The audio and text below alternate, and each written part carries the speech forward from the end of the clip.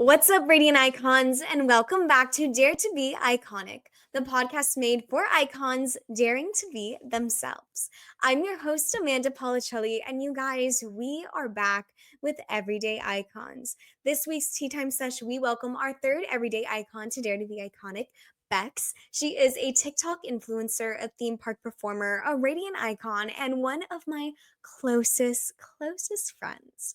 Before I get into the topic of Bex and I's tea time sesh, I have an iconic announcement that I want to share with you guys before I drop it on socials tomorrow. So let's get into it. Mark your calendars for January 18th, 2025 for Dare to Be Iconic's first ever live virtual event, New Year Iconic You Masterclass. I am a firm believer that iconic lives are built on intentional living. And that's exactly what we will be doing in this 90-minute masterclass. Together, we're going to be aligning our goals, our dreams, our aspirations so we can start planning our most iconic year yet, because 2025 is the year that we start living iconically together, Radiant Icons.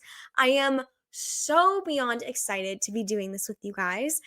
Tickets go on sale tomorrow on daretobeiconic.com under the Empowerment Events section.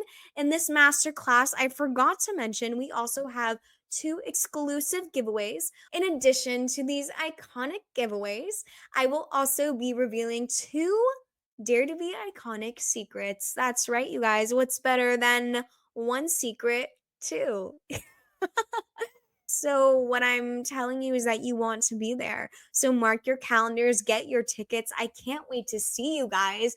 This is going to be amazing. It's going to be iconic. Let's do it because it's time to start living our most iconic lives in 2025. Okay, now all that information will be in the show notes below. But anyway, let's get into this week's Tea Time Sesh topic. So Bex and I, we're a chaotic bunch. We're basically very, very unhinged. But this week's Tea Time Sesh, it was a little chaotic, a little unhinged. But you know what? We spoke the truth because we broke the silence on misogyny and self-advocacy. I think it was really important for Bex and I to have this conversation to empower you to use your voice and know the power behind it. And if something is wrong, if something is not right, you have the power to change it because your voice does matter. So, with all that being said, I hope you enjoy my tea time sesh with Bex. Are you ready, Radiant Icons? Because your tea time sesh is starting now. We have been waiting for this tea time sesh, Radiant Icons. It's been months in the making, but you know what? You're welcome because this tea time sesh is definitely going to be a little bit unhinged, but that's just how we are. Okay, so Bex, before we get into all the fun topics that we're getting into today, what does iconic mean to you, and how do you dare to be iconic in your everyday life? So for me, iconic is, just daring to be your most authentic self, wherever and whenever you can. I'm one of those people that was like a chronic people pleaser. And then I realized that I don't really care what other people think of me. Like if they don't like that I'm loud or that I advocate for myself, it doesn't bother me because those aren't people that I would want to be around. So, how do you dare to be iconic in your everyday life then with that definition of iconic? So, advocating for myself is a big one that I still struggle with to this day. And it comes up mostly in workplace environments where it feels like you'll get ahead faster or you'll get more opportunities if you just say yes to everything, even if it seems unfair. So that's still something that I'm struggling with, but that doesn't stop me from advocating for what I need in a workplace. I can relate to that mostly because we both come from the entertainment field, whether it's content creation, acting, so on and so forth. Like self-advocation is like such a big component of what we do because we are putting ourselves on such a public platform. So let's talk about misogyny, sexism, and advocacy. Misogyny starts at the audition. Like Yeah. it goes all the way to Hollywood too. The way that these actresses, like when they're quote unquote in their prime, are getting all of these lead roles, and then all of a sudden like they hit an age range that makes them no longer conventionally attractive and they're background characters. Like they don't get to be the leading lady anymore. Yeah. But men can continue to be lead actors until they die. Like it's No, just not the literally. same. I'm sure when you did theater in high school, um, you realized that in order to be a woman cast in the show or a girl cast in the show, you had to be talented as well as like, attractive or whatever. I don't really talk about this a lot, but like my past, like everything comes from entertainment. Like I got my degree in theater, like I was in theater since I was in fifth grade. Like acting was the first true love of my life. And I stopped after the strike because I just fell out of love with it. And I think one of the biggest reasons why I fell out of love with it is because I just kept trying to fit into this version of myself that was never really there or wasn't there, period. Actually, like, let's be so for real. I was trying to fit this standard, what I thought these casting directors, these agents, so on and so forth wanted me to be, and I wasn't really enjoying it. And it took the love out of something that was really like what made me feel alive. It's so sad to see the joy of something that was such a big part of my life be taken away because of all these other standards of just not feeling like I will ever be good enough. Whether it's looks wise, Right. talents wise, whatever it is, like it's a grueling industry. And going into that, like comparison is the biggest thing I think for performers. So how do you deal with like comparison in our industry? Has that affected your self-esteem and your self-confidence? I have actually been on both sides of this, and neither feel nice. Yeah, Um, but when I was younger, I compared myself to, other performers, oh, she's so much prettier. Like, of course, she gets to be a princess this year. She's so pretty. I wish I looked like that. I wish I had like the same, movements as her. I wish I could be that graceful and just like really, tearing yourself apart because you aren't somebody else is like yeah, crazy because like you're not supposed to be somebody else, you're supposed to be you. And I still catch myself comparing myself to other women like to this day. It's still something that I am working on. It can really tear you apart mentally and like just take the passion out of what you do. Like acting isn't fun if you're just trying to be all of these other performers that you've worked with. yeah. Like you have to bring your own flair to the characters and everything. And recently, like last year, there was a performer that I was working with during the holiday season who continuously came up and would have conversations where they were comparing themselves to me and like making me out to be like what they wanted to look like, what they wanted to be. It made me insecure in like a different way, in like a way that I had Interesting. never experienced before because I had always been on the other side of that. Yeah, But like it caused more shame in me and like I wanted to be covered up cuz like I don't want to be the reason that somebody else feels like that because I don't want to be the one making other people feel bad like that. So I was ashamed of the way that I was performing because it was making somebody else feel like they weren't enough. And yeah. like that wasn't fair to me and it's also not fair to them that they were doing that to themselves.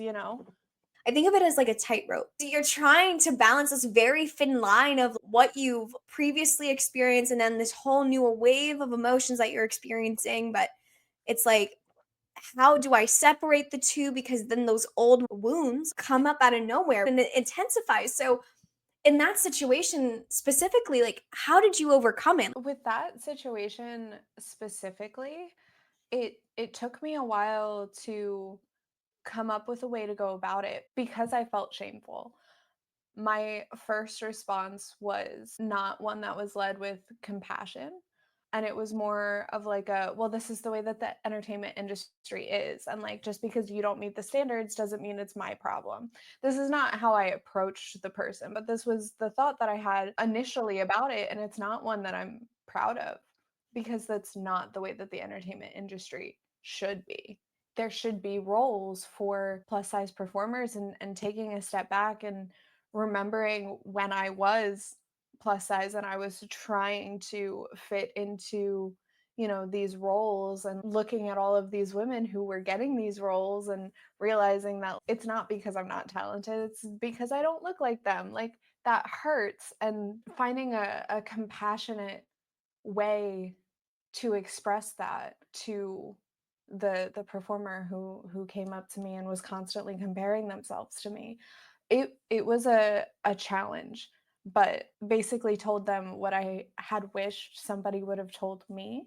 Your talent will inevitably speak for itself. You're not going to get every role. Not every role is going to be meant for you, but there is going to be one that no one else can do. And you need to just be yourself in order to obtain that role because you might miss Yeah. it if you're trying to be everyone else.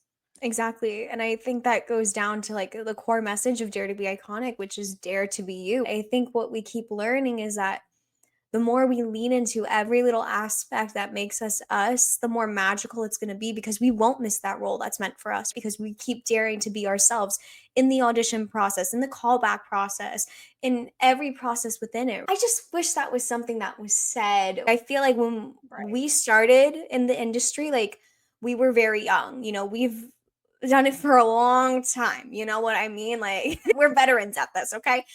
And like at that time when we were growing up in this industry, no one was like saying just dare to be yourself because that's the magic in it. Like everyone was like, "Oh, you have to do this, this and this in order to be this." And I think it's beautiful that you are using your platform to show young women, young performers that there's so much magic in leaning into who you are in this entire process. Because acting's not easy, performing's not easy, and you just have to remember to be yourself. And the identity of the performer will always show through a little bit in any role that they play. I think that's what makes it so unique and so interesting, and why people will go and see the same Broadway shows multiple times because a different cast will bring something different to it every time. My TikTok For You page recently has been absolutely filled with, Six, the musical. Oh, yes, of course. So good. I have seen almost like every performer who has played every role in like the Yeah, oh little my like god, cell yes. phone filmings, That is and they such a good all example, Bex. Yes. they all bring something so incredibly different to each of the performers, and they're singing the same lines, they're hitting the Yes. same beats and everything, but They're it is wearing the same just such a costumes, all of it. yeah, and it's just such a different performance from each of them, and watching that is a great, like, daily reminder of, like, I don't need to, say this monologue like everybody else is going to say it. I need to say Mhm. it how I'm going to say it because Yeah. that might then be the only one that stands out, Yeah, and your and own I interpretation really is so powerful? yeah, I really do genuinely love all of the different interpretations that all of these incredibly talented women bring to this show.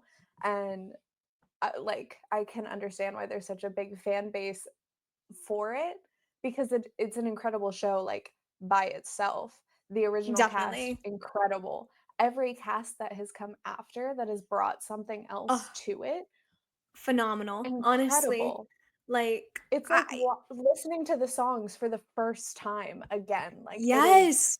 they are There's just so so much talented. magic. Yes, so, so talented, Yes. and, like, that show is just, like, perfection. If you haven't listened to it, Radiant Icons, you need to. Like, I promise you, you need to. It's so good. So I wanna go back to something that you had mentioned previously, which is shame. And when I think about shame as a performer, there's many different avenues, right, that we can go down it. And specifically, I want to touch on shame in the aspect of misogyny and sexism. Like, let's just be for real. And so, are there any experiences that you have had? There have been a lot of different experiences. One of the most recent ones, I kind of blew up for a moment on TikTok. I was scrolling through my comments, and a lot of the hateful comments that I was receiving, which there were plenty, they weren't attacking the things that I was saying. It wasn't because I was talking about McCamey Manor, which, oh my God, I could make an entire podcast episode about that. I could start my own podcast about McCamey Manor. It is insane. But I'm not going to take up your time with Yeah, all of that. I don't think the Iridian icon. I mean, you know what? I don't know. The Iridian icons are very diverse community. Definitely not my vibe. Bex is always the one. How can you say it? Educating me on all the horror specifics in the world. Because it's definitely not my vibe. But you know what? That's what makes us work. That's what makes us work. I talk about Formula One. She talks about horror. It's great. She Yeah. may not know shit about Formula One, but she knows I love Lando Norris, so it's okay.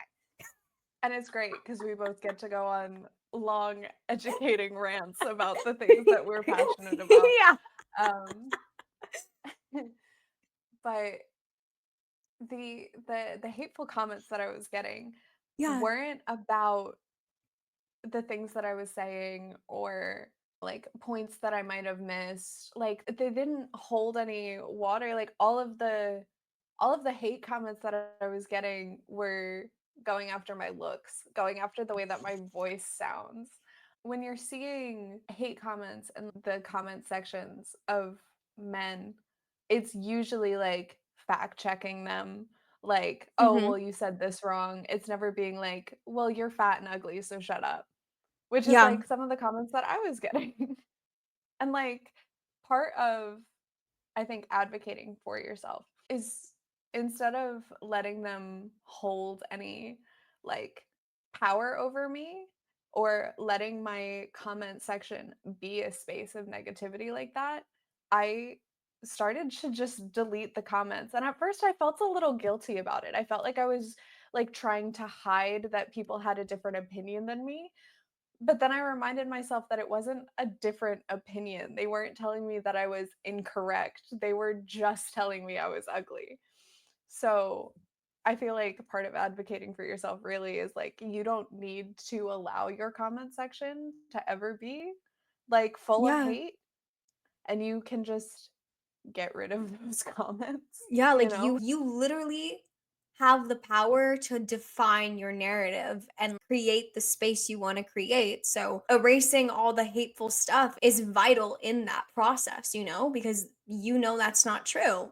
So, I'm going to delete it from this narrative that you're trying to paint for me. Exactly that. So don't feel bad if you've ever deleted your hate comments. They don't need to be there. But also, why are all of my hate comments about the way that I look? But if a man were talking about the same thing, they would be like fact checking him or correcting his information or not commenting at all.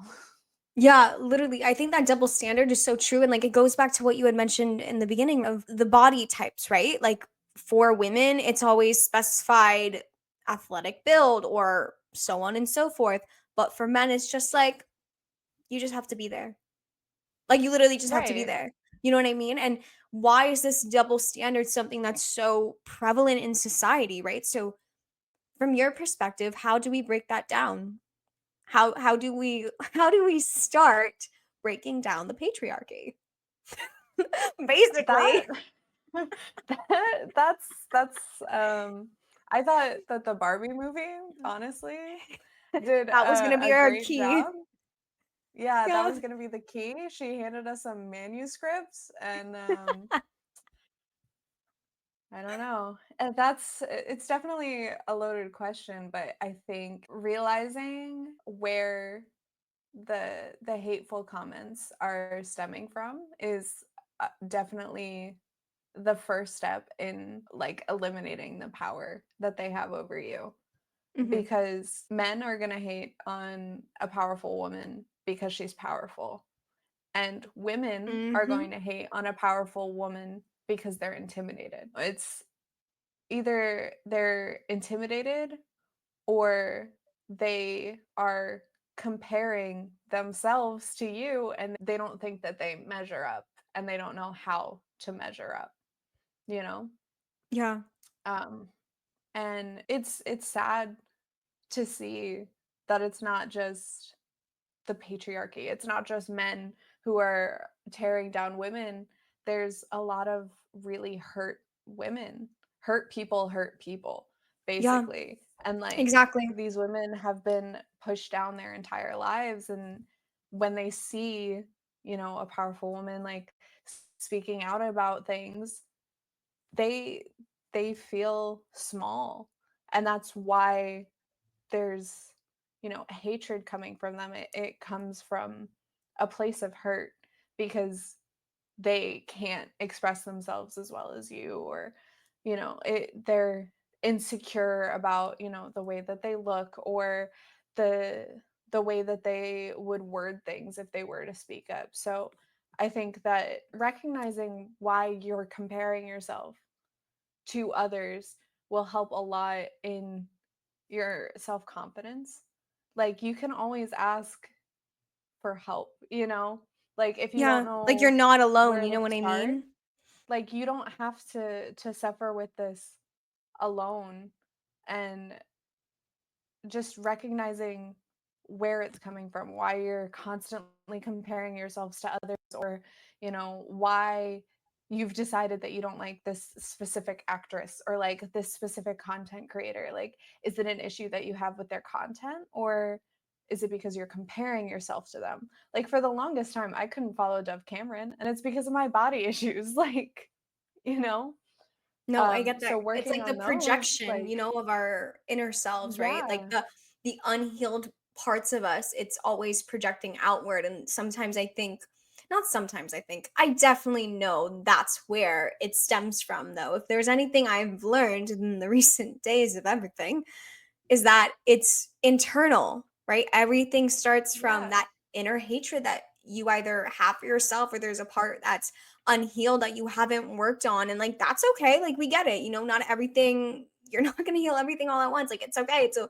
work in progress. But why people hate, or why they put other people down, so on and so forth, is because it's them projecting their insecurities or what they wish they could be because they haven't worked on it yet. I think you bringing that up made me realize the word that I was searching for the whole time as I was stumbling through that, is coming from a place of internalized misogyny.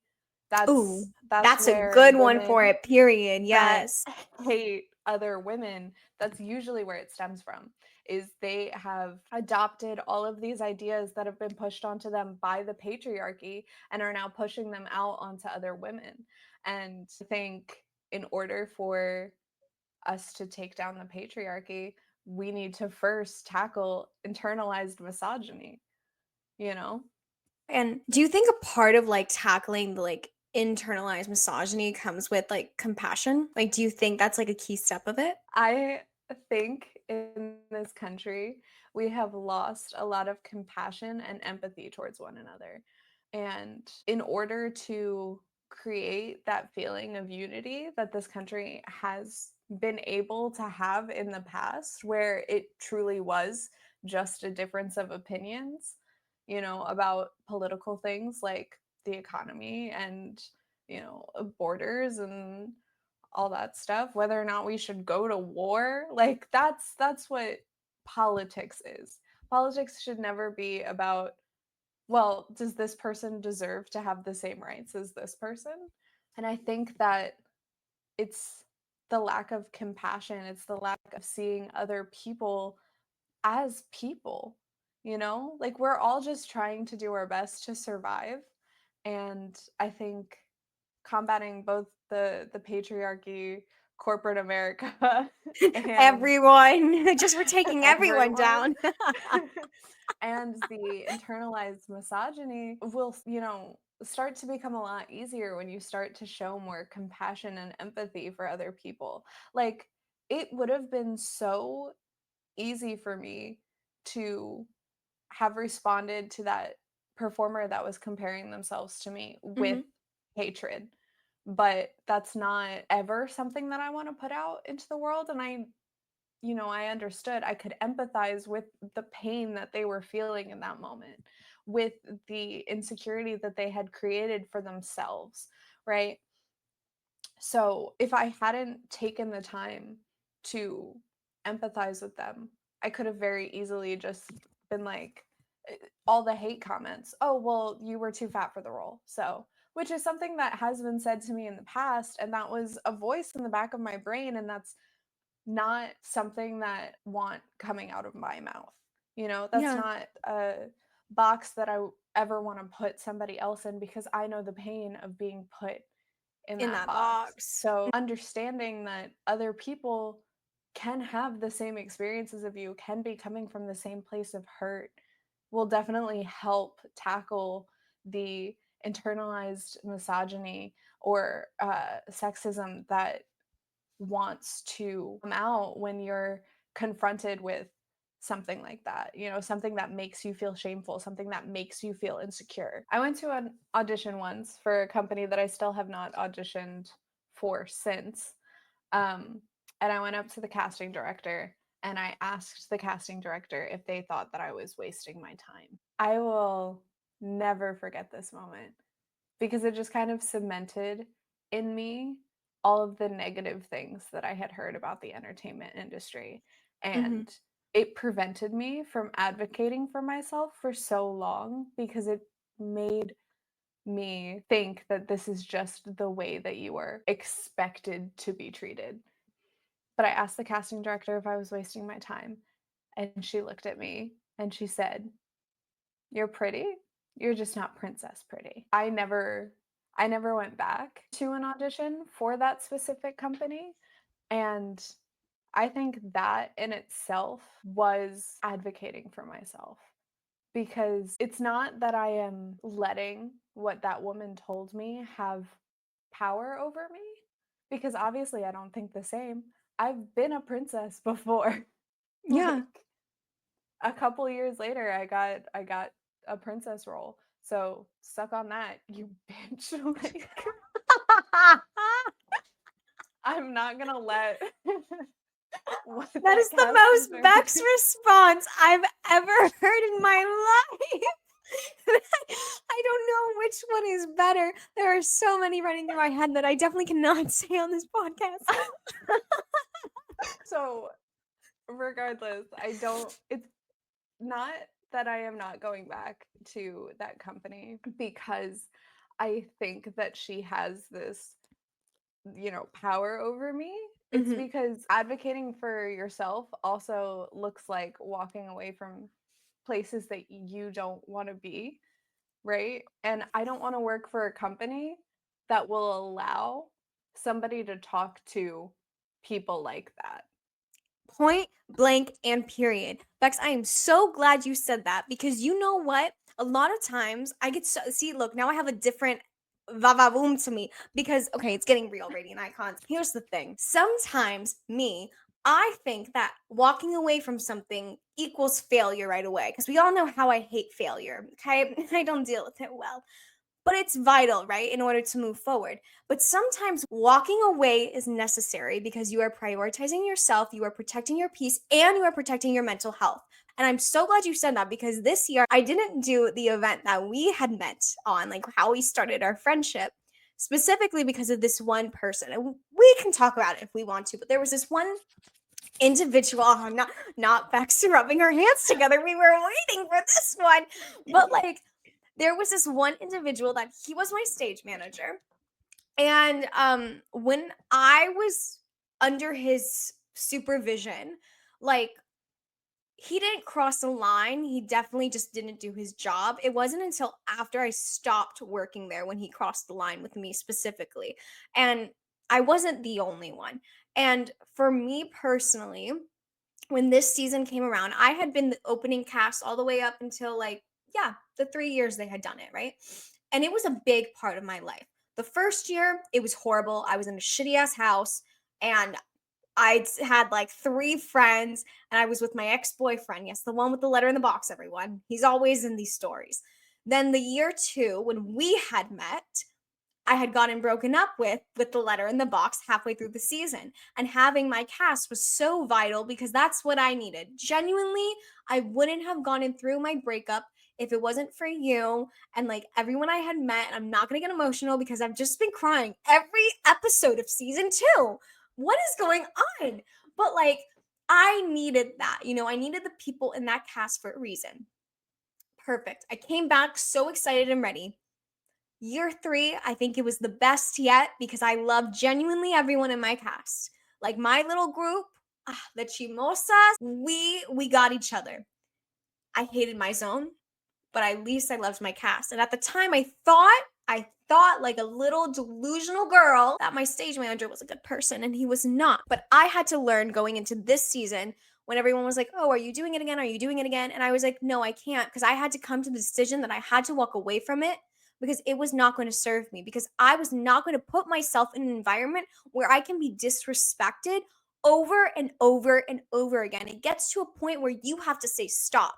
And that is a great example of advocating for yourself. So I'm so happy that you brought that up.